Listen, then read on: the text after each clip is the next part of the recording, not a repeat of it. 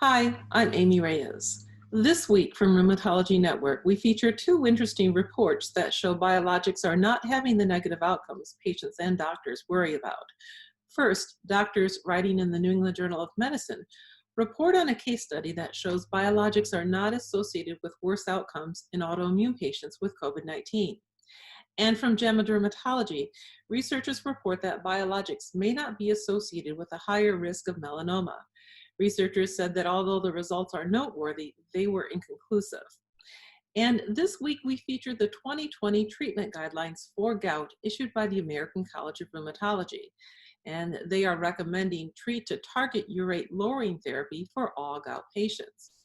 We spoke with Dr. John Fitzgerald, the corresponding author of the guidelines, and Chief of Rheumatology at the Ronald Reagan UCLA Medical Center in Santa Monica.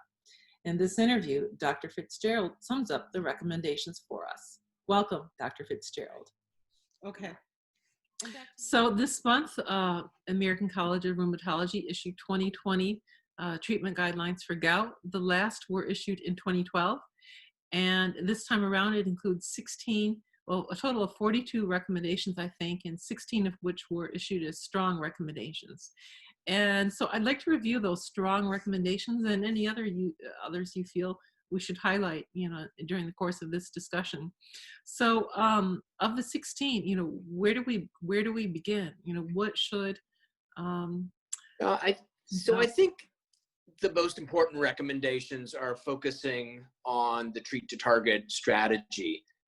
Those were recommended in 2012, but at the time, those recommendations were based on more observational studies.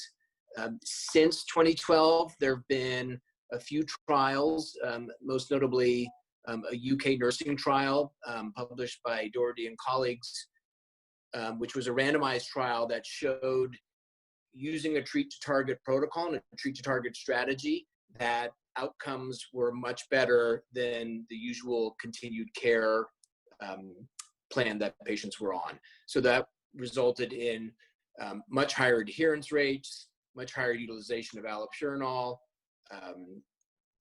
better serum urate outcomes, but importantly, greater reductions in tophi when present and fewer gout flares.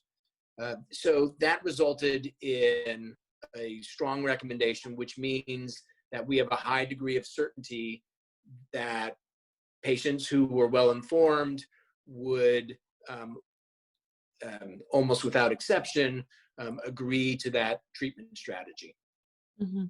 So if it's a strong recommendation, then hopefully more patients will be adherent to their the medication their physician prescribed. Yeah, so I think there's a lot of reason, gout and adherence is very interesting.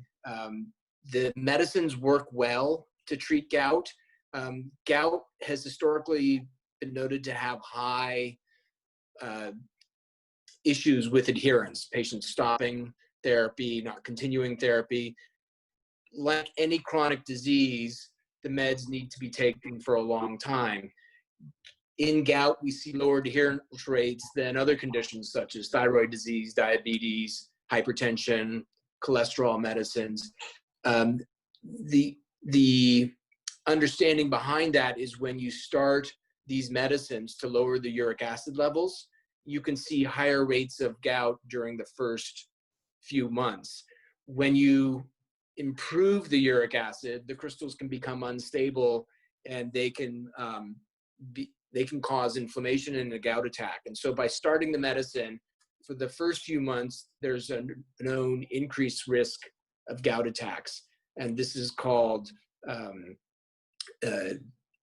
or urate lowering therapy induced flares when you start therapy. In 2012, we recommended an anti-prophylaxis regimen to prevent this. That was to be for 6 months. In the new 2020 guidelines, that's been shortened to 3 to 6 months. The risk is greatest when starting the urate lowering medicines, and then it decreases monthly as you get out, and eventually then you get your desired outcomes, which are fewer flares, less frequent flares. The 3 to 6 months is the new recommendation. It may be longer if someone is continuing to have active disease, but that should prevent those increased attacks. The other strategy to try and reduce the increased attacks with urate-lowering drugs when you start them, and also to prevent side effects such as allergy and rashes, is to start with a low dose and then increase slowly. And that's in as a strong recommendation also. So for example, allopurinol, we'd like it started at 100 milligrams or less if patients have renal disease, and then to increase slowly. There's some data showing that if you increase very slowly over months, that you're less likely to have attacks related to starting the therapy. There have been a few changes since 2012. Some of this was the methodology that the ACR used to create the guidelines. Mm-hmm. Back in 2012, we were using the RAND UCLA methodology, which ignores cost and looks only at the data. With all of the ACR current guidelines, the GRADE methodology has been used. Now, this includes other factors that help physicians or providers and their patients make decisions, and that includes costs. So in this recommendation, in 2012, allopurinol and febuxostat were both equally recommended as first line. In the 2020 guidelines, partly for cost reasons, but also for safety reasons, allopurinol is now first and foremost recommended as the first line agent. Second line agent, if someone has allergies, intolerance, or some other reason that the allopurinol is not working, would be febuxostat. If patients have severe disease that they're not responding to allopurinol, febuxostat, or maybe even adding in probenecid, but if despite maximal therapy, they're having ongoing flares or tophi that aren't resolving, we recommend pegloticase. Pegloticase is a very expensive infusion.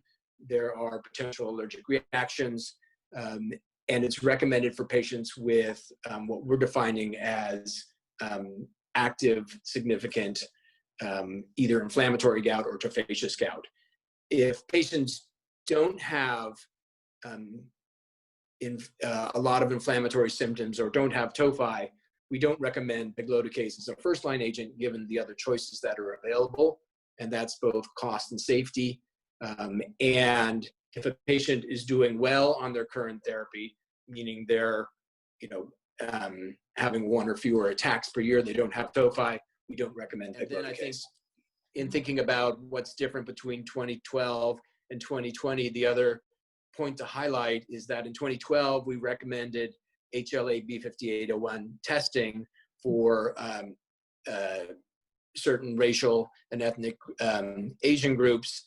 We've expanded that now in the 2020 guidelines based on some newer data to include African Americans who have an increased prevalence of the B5801 gene, not as high as seen in Asians, but higher than in Caucasian or Hispanic people. And we recommend testing for the B5801 prior to starting allopurinol for African American patients with gout. There were a lot of good, strong recommendations. You must be very grateful to have this new data and to do these updates in 2020. Because it sounds like just a much better situation for patients this year. There's more data, there's stronger data, there's clear direction on how to use some of these first-line therapies. It must be all good news. I think it is. The hope is that there's greater clarity and greater data to support the recommendations. The American College of Physicians had come out with their gout guideline recommendations a few years ago, and at that time there weren't these more recent trials, and so that was based on some of the older data. There was disagreement in the direction between what the specialty societies were recommending and what the American College of Physicians are recommending. Our hope is with the newer data that there's greater clarity and greater rationale for following a treat to target strategy and some of these other strategies that will hopefully improve adherence so that we can see some better outcomes for patients with gout. Mm-hmm. Well, there's so much we can talk about. Like you said, there were 42 or 43 recommendations in total. Is there anything else you would like to highlight? So I think some of the other things that are new in the 2020 guidelines is there are some increased recommendations about who should start on urate lowering therapy.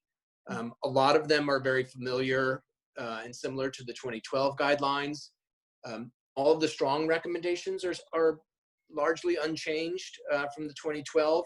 There are some conditional recommendations, which means that for these patients, it's worth having a discussion with the patient about the risks and benefits of starting a therapy, and that the data suggests that patients would be better off starting therapy, but individual situations might affect that.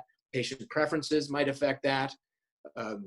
We wouldn't want to start urate lowering therapy for somebody who wasn't committed to try and stay adherent with the medication, because that's not going to help the patient. So some of the indications have been expanded, albeit in conditional recommendations. For example, those patients with infrequent flares, if they have comorbidities such as kidney disease or very high uric acid levels or urate kidney stones, then we do recommend treatment with urate lowering therapy. For first flare, we do not recommend treating with urate lowering therapy. However, if a patient has, again, kidney disease, very high uric acid levels, for example, serum urates greater than 9, or kidney stones again, then we do recommend having a discussion with the patient about the risks and benefits of treatment, include patient preferences in helping make that decision. And I guess over the last couple of years, I've written about, and I think it's pronounced colchicine. Colchicine, yes. And the debate, has gone back and forth of whether or not it's effective, and if so, to what degree it is. But in 2020, it's one of those strong recommendations, is that a low dose over high dose is strongly recommended. And why is that, a low dose over a high dose? Yes, so that was based on a nice study done. That was back in the 2012 guidelines as well.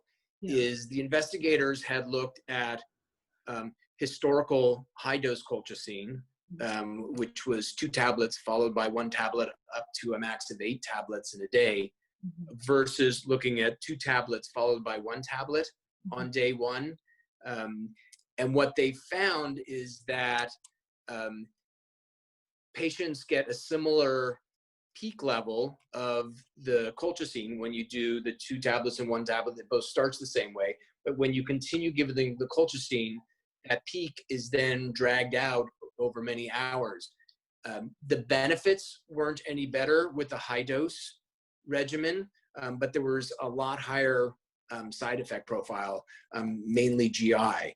And so you can get similar effects with less side effects from the medicine by using the low-dose colchicine regimen than the historical high-dose colchicine regimen. Okay, good to know.